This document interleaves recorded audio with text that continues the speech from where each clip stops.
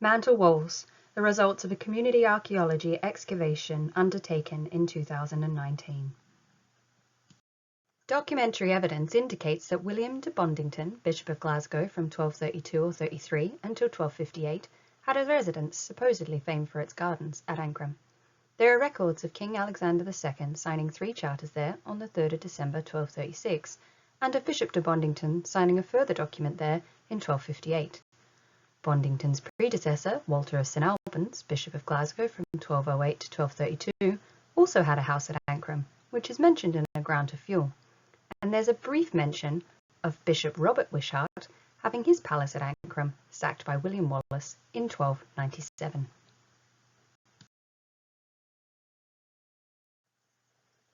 A field known as Mantle Walls, around 100 metres to the east of the village of Ancram, has long been suspected to be the site of the bishop's palace.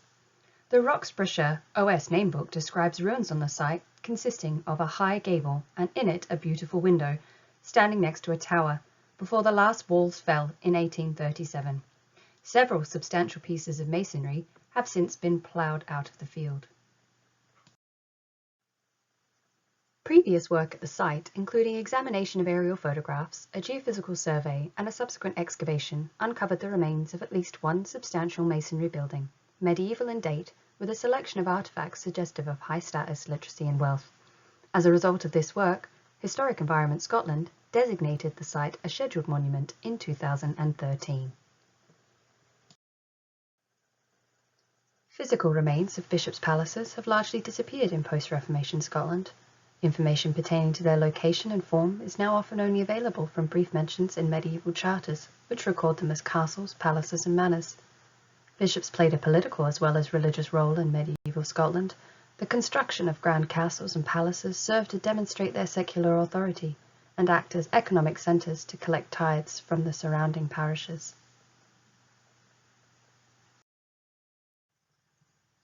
Many bishops' palaces were originally constructed of timber, with some residences later rebuilt as impressive multi-storey stone structures. Timber phases were evident at excavations at St Andrews, Glasgow, and Spiny bishops' residences. These were subsequently developed into substantial masonry complexes, subject to several phases of construction and remodelling, a few of which may be attributed to the reign of specific bishops, such as David's Tower at Spiny Bishop's Palace. The Scottish Borders was already a focal point for medieval religion by the start of the 13th century, owing to the founding of 4 wealthy, influential abbeys by David I, Kelso, Dryborough, Jedburgh, and Melrose, which were some of the largest and most sophisticated stone structures in existence at the time. Ancram itself is home to an early 12th century hogback monument, distinctively carved with animals in profile along its sides, imbuing the site with sacred authority. The site at Mantle Walls sits nestled in a bend in the Ale water, on a rising ground overlooking the plain, providing an elevated, protected position for a possible episcopal seat of power. Excavations at Mantle Walls were undertaken from the 16th to the 27th of September 2019 by AOC Archaeology in partnership with the Ancram and District Heritage Society and with the assistance of over 40 volunteers. 3 trenches were excavated, targeting anomalies visible on aerial photographs and the 2011 geophysical survey, incorporating the trenches excavated in 2012 to further explore previously identified features. A ground-penetrating radar survey was also undertaken by Rose Geophysics. 3 phases of activity were identified in Trench 1. The first phase was represented by a pit that had been dug into the natural gravels at the base of an L-shaped wall. The wall culminated at its north end in a fine ashlar masonry door jamb, previously visible during the 2012 excavations, which would have afforded access to the building from the north. The building was terraced into the natural, rendering it at least partly subterranean. The second phase in Trench 1 consisted of the construction of 2 walls abutting the chamfered door jamb, with one wall effectively blocking the doorway and the other surviving for some distance to the north. An occupation deposit abutted the lower parts of the walls inside the building and contained a sherd of German stoneware dated to around 1400 AD.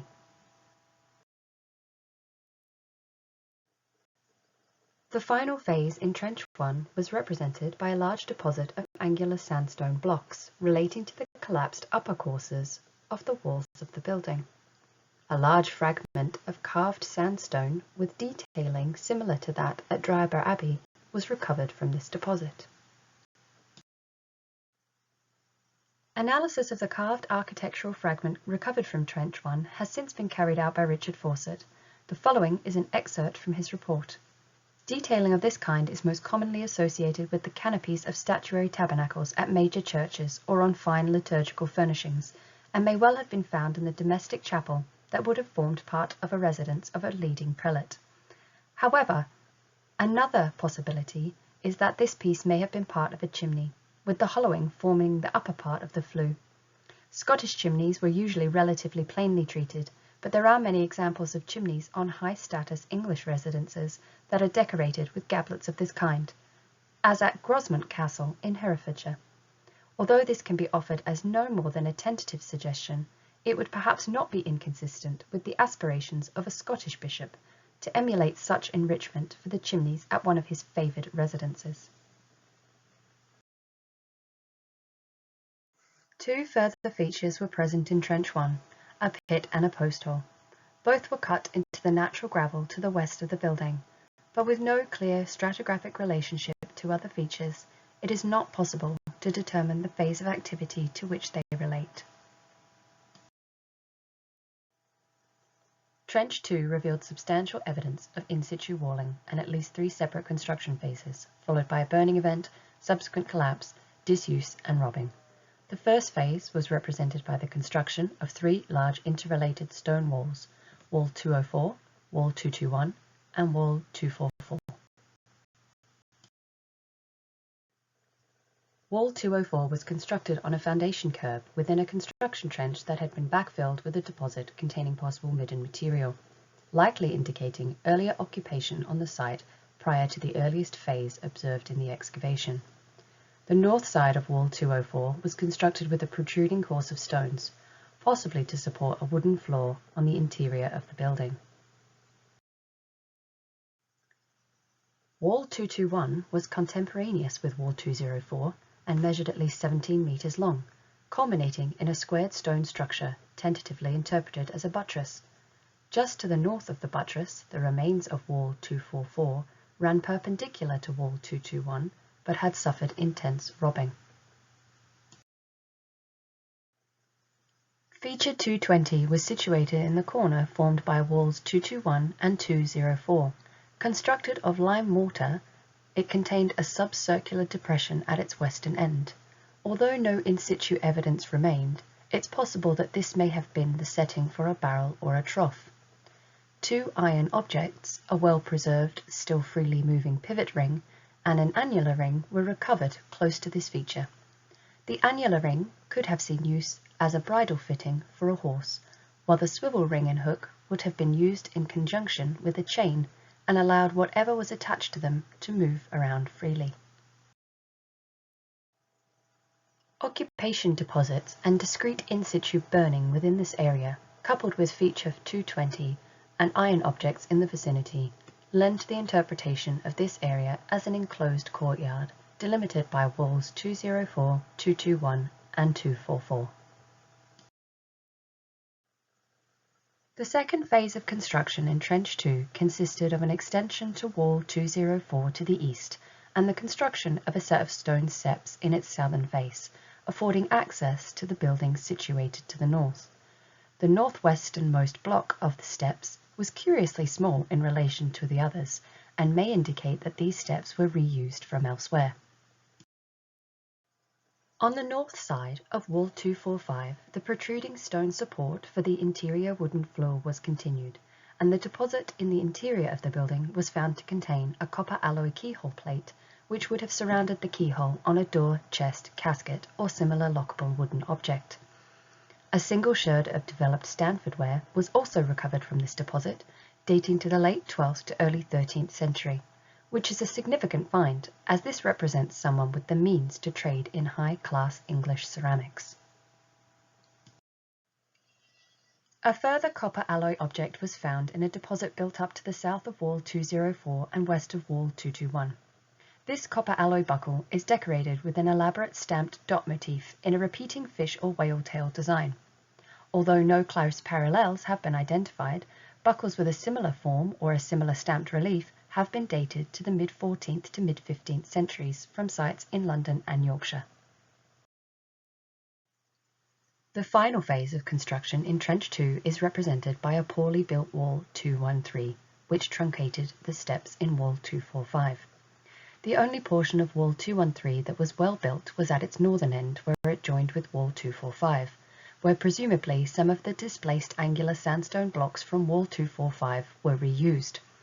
It's possible that the remains of Wall 213 represent only the lower courses of the wall, and the upper courses may have been constructed to a higher standard, but later robbing and plough damage have obscured any evidence for this. Sometime after the final construction phase, the occupation surface in the courtyard was subject to a significant burning event. Finds of metal nails and charred timber may have related to timber structures in the area, which were destroyed by the fire. The absence of any accumulation of material between the occupation surface and the subsequent burning, and the reworking of the burnt surface by mechanical mixing, may indicate the site was still occupied at the time of the fire. This was directly overlain by a substantial rubble deposit, possibly resulting from a collapse of the surrounding walls caused by the blaze. Among the rubble collapse were a fragment of possible pillar and a chamfered stone, both found near the junction of walls 204 and 221, while a curved fragment cut with the profile of a scrolled roll and a roughly pentagonal fragment carved with 3 sprigs of stiff leaf foliage were found just south of the steps in Wall 245. The curved fragment could have possibly formed part of the hood moulding for an arched doorway covering the steps, and the style of foliage on the other fragment possibly dates to the early 13th century and may have adorned the entrance. The area was then subject to a period of disuse, which is evident in the lack of rebuilding work and also evidenced by the sediment assessment report, indicating that the deposits were left open to the elements, allowing soil formation. The period of abandonment was followed by a series of robbing events, evident in the upper stratigraphy, particularly of walls 221 and 244, downslope, presumably where the remains were left protruding from the ground, as the lower courses were not disturbed. A ground-penetrating radar survey was undertaken by Rose Geophysics during 2 days of the excavation. The survey covered 0.8 hectares of the field, focusing on the crest of the hill and the scheduled monument area. Several anomalies of probable archaeological origin were recorded during the survey, although these were not as clear as expected, possibly owing to a lack of contrast between the rubble deposits and the in-situ walling. The ground-penetrating radar survey did, however, note the presence of further walls to the north of Trench 2, possibly forming a large rectangular structure 25 metres by 14 metres, with some possible internal features. A possible further structure exists around 12 metres to the west of this, and a scatter of anomalies are also present in the northern portion of the site. Analysis of the Ancram ceramic assemblage by George Haggerty suggests the site was mainly occupied in the late 12th and 13th century. The only sherd with a later date than this for certain is the German ceramic sherd from Trench 1, dating to AD 1400. The lack of other stratified late medieval and post-medieval material also suggests the site was devoid of occupation in these periods.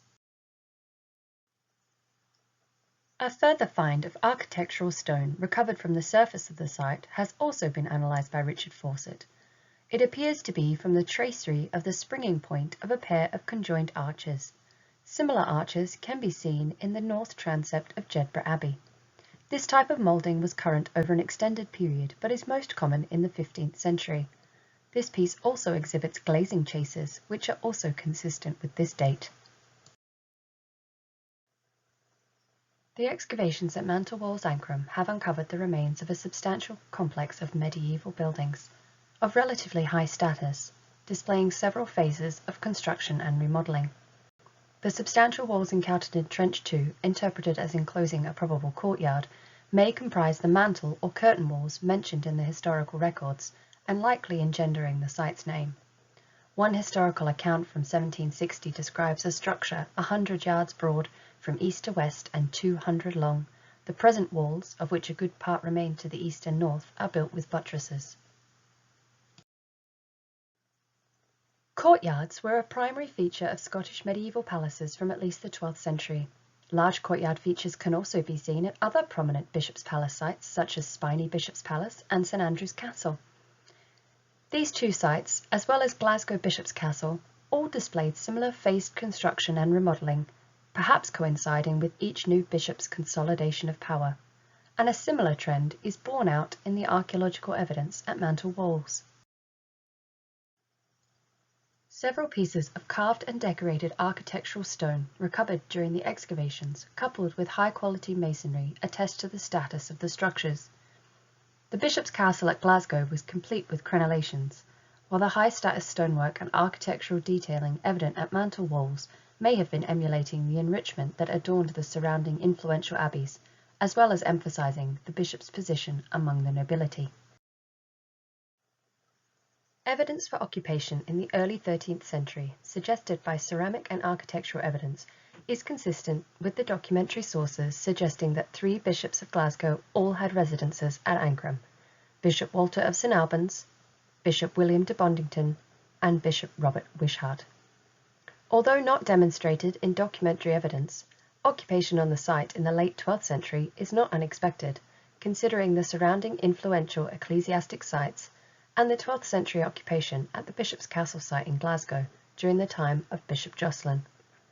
Jocelyn was abbot of Melrose from 1170, the same year that Ancram was confirmed to the episcopal Mensa of Glasgow. It is entirely plausible that a former local abbot may have been the first bishop to set up residence in Ancram during such a prosperous time for the Scottish Church. The excavations at Mantle Walls Ancram have provided evidence of a significant complex of medieval structures of some status, adorned with fine architectural detailing with possible ecclesiastic parallels and some high-status artefacts. The site may have been occupied as early as the late 12th century and underwent several phases of construction and remodelling until it fell out of use, possibly as early as the mid-15th century. It may never be possible to conclusively state that the buildings unearthed at Mantle Walls are the remains of the medieval Bishop's Palace at Ancram.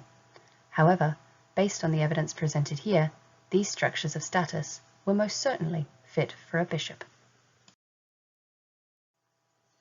The Mantle Walls project would not have been possible without the hard work, dedication and determination of the Ancram and District Heritage Society and the kind permission of the landowner Stephen Fleming. The excavation was undertaken with the help of over 40 volunteers, to whom special thanks are due. The project was funded by the National Lottery Heritage Fund, Falago Environment Fund, Historic Environment Scotland, and the Scottish Borders Council.